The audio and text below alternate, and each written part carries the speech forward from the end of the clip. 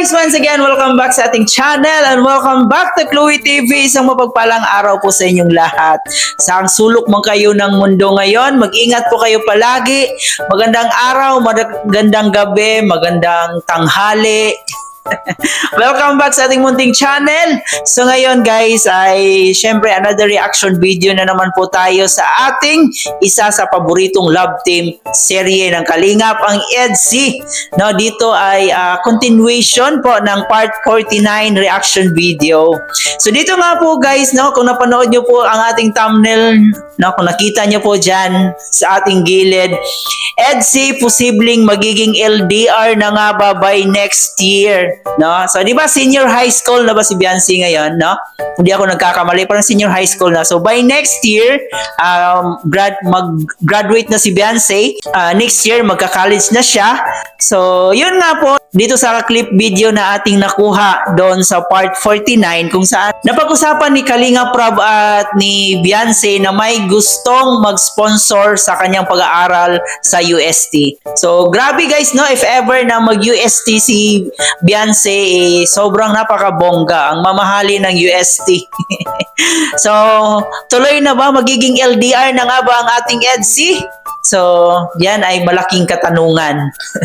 Pero bago tayo magpatuloy sa ating reaction video, baka meron pa sa inyo or kung baka bago pa lang kayo dito sa ating munting channel, huwag kalimutan i-hit ang ating subscribe button, isama nyo na rin po ang notification bell para every time mag-upload po tayo ng panibagong reaction video, updated po kayo. At higit sa lahat, palagi nating inuulit ang pagsuporta ng ating pinakaama ng Kalingap, si Kuya Bal Santos Matubang, si Ate Edna Vlog, si Kalinga Prab, at syempre si Jack Matubang. Suportahan din po natin ang ating Keyboys, Kalinga Partners, at ang ating mga charity vloggers sa Pilipinas. So, ayan, huwag na nating patagalin pa kasi marami pa tayong malalaman dito sa clip video na to. So, sa mga hindi pa nakapanood nito, ayan, bibigyan natin ng reaction sa araw na to. Let's go, panoorin muna natin ito guys. Ready ka na ba sa Japan? Anniversary? Bakasyon yun. Ganda dun bro. Sana matuloy nga talaga. Guys, sana po mo kasama si Fiance. No? Yung ano lang, asikasuhin natin yung visa niya. Sana makasama. Pag-pray natin guys. Uy, yun no? Pag hindi tuloy, ibang bansa na lang tayo. Okay lang kahit hindi na Japan. Matuloy lang. Ay, grabe. Grabe guys. Ito. Kain po tayo. Dalang niya. Ay, grabe. Pambira. Jump lang. Laki ako ah. Hey!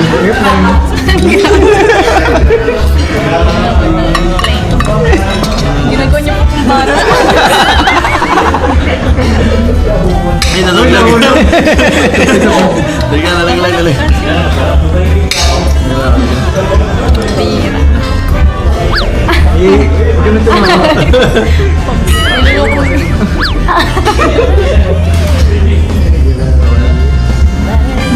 Ganito naman.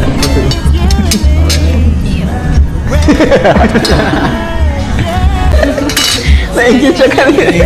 Naingit sinubuan. Mga-college ka na Beyonce, no? Anong kukunin mong course? Tourism? Paano pag may nag-sponsor sa'yo, maaral ka ng ano, sa Manila, di ba? Kasi dun yung may mga flight attendant ay. Okay lang sa'yo na LDR kayo? Di ba? LDR yan, ano? Hindi, syempre, kung sakali lang LDR. Open ka ba sa long distance relationship? Sila mama po yung inaano ko po. Ayaw mo pala yung kailangan. Ayaw mo pala. Ayaw mo, no? Grabe din pati ang ano sa inyo ni mama mo, yung kumbaga... Grabe po pati yung mag-alala.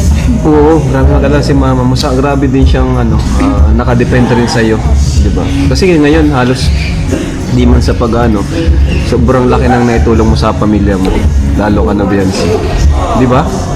Dahil sa'yo, nabago yung buhay niyo. Dahil po yun sa inyo ko ilalap sa. Pero dahil din sa'yo.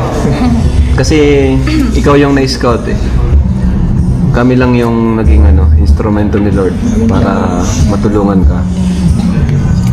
And nagustuhan ka ng mga manonood natin, sponsors. Di ayaw mong mapalayo kina mama mo. Dito ka lang sa Daet. Paano yun? May gusto pa naman magpaaral sa'yo sa sa Manila, sa sa UST. Grabe, mamahalin. Sa UST, bro. Grabe. UST yun. Edi, si Eds nandito, si ikaw nasa Manila. Grabe. Chat-chat na lang. Chat ka. Video call. Layo yun. Pero sanay kaya mo naman. Halimbawa, huwag nating isipin yung yung family mo. Kung ikaw lang, kaya mong mapalayo para sa career mo, ganun. future. Ano rin pala, strong din si Independent development. strong independent woman. Pangarap mo di ba? Flight attendant. Bagay na bagay sa iyo. Uulitin ko na naman, sobrang ganda niya. Napakasimple niya dito sa vlog na to. Parang bumubloming siya dito. Si Papa Eds naman, sobrang gwapo niya sa kanyang bagong gupit. So, yun nga po, napag-usapan nila dito sa vlog na to, sa part 49, yung posibleng pagka-college ni Beyonce by next year. And yun nga po, talagang itutuloy talaga ni Beyonce yung pagiging flight attendant niya, So, napakagandang kurso po niyan.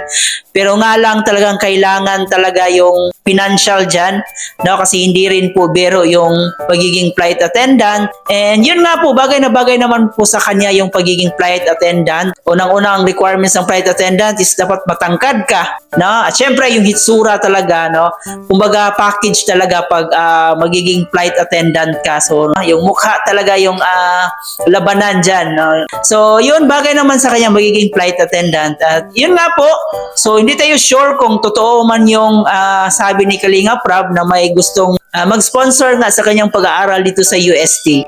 So if ever man na matuloy, so napakabongga, At isa sa napag-usapan dito guys, yung pagpunta nila sa Japan. So sana ma-approve, ma-okay na yung visa para maka-experience si Beyonce, makapunta sa Japan. Ayun, kasi maraming nag-aabang dito na makapunta nga si YP and Habi sa Japan. So, yan po ay kaabang-abang guys. And kung di ako nagkakamali, parang this coming January po yan. We hope na maging okay na po yung visa ni Beyonce para at least matuloy ang pagiging out of the country ng EDC sa Japan. Pero sabi naman ni Kalinga Prab dito, if ever talaga na hindi ma-okay yung visa ni Beyonce, so may options naman sila, So gusto ni Kalinga Prab na ituloy pa rin kahit hindi na sa Japan, Ganon kabuti si Kalinga Prab. Ayaw niyang ma-disappoint si Beyonce. Ayaw niyang ma-disappoint yung mga beneficiary niya. Kung ano yung pinapangako niya, gusto niya matupad yun, So ganon kabait ang ating Team Kalingap, especially ni Kalinga Prab. Hanggang dito na lang ang ating reaction video. Baka nakalimutan niyong mag-like and share. Huwag kalimutan mag-like and share sa ating video para mapanood pa ng ating ibang Kalingap supporters. Muli po, ito nga po pala si Chloe TV. Marami pong salamat.